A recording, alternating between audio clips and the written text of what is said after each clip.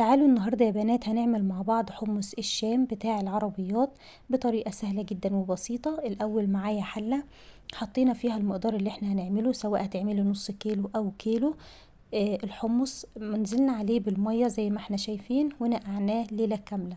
ده كده نقعته ليلة كاملة، وتاني يوم الصبح صفيت منه المية اللي كنت نقعاه فيها ونزلت عليه بمية نظيفة كده من الحنفية زي ما احنا شايفين مع بعض.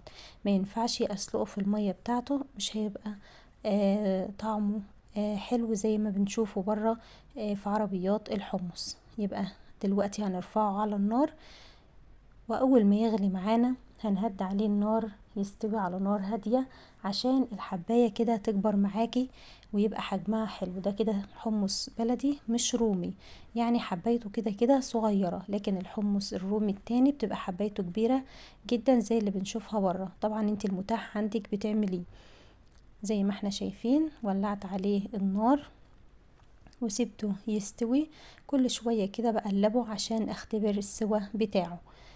يلا كلنا نذكر الله ونصلي على الرسول عليه أفضل الصلاة وأزكى السلام. اللهم صل وسلم وبارك عليك يا حبيبي يا رسول الله. ما شاء الله اللهم بارك. ده كده نص كيلو من الحمص، المقدار اللي أنا عاملاه نص كيلو. شايفين المية بتاعته وابتدى شكلها يبقى جميل جدا زي ما احنا شايفين. وكده دخل على التسوية ما شاء الله. هنزل عليه بمعلقة كبيرة من الملح زي ما احنا شايفين كده. طبعا الملح حسب ما بتفضلي، اذا كان حدقك عالي او متوسط، طبعا هو كل حاجة خير الامور الوسط. هنا نزلت بعصير طماطم عليه توم بودر وبصل بودر وكمون وفلفل اسمر عشان ناخد اللون الجميل اللي بنشوفه بره.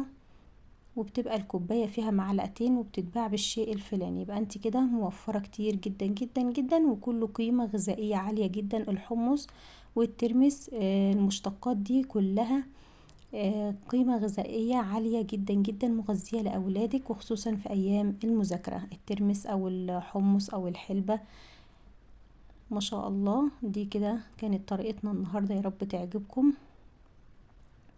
وكون ضيفة خفيفة على قلوبكم. ما شاء الله بالليمون بقى والشطة، وعيش حياتك انتي وولادك. ولازم نقدمه كده بالشكل الجميل ده عشان نفتح نفس العيال على الأكل، ما يفرقش عن اللي بره خالص. بسم الله ما شاء الله، ولا أجمل ولا أروع من كده. بألف هنا وشفا طبعا لكل اللي أكله، ويا رب الوصفة تعجبكم وتكون سهلة وبسيطة. والسلام عليكم ورحمة الله وبركاته.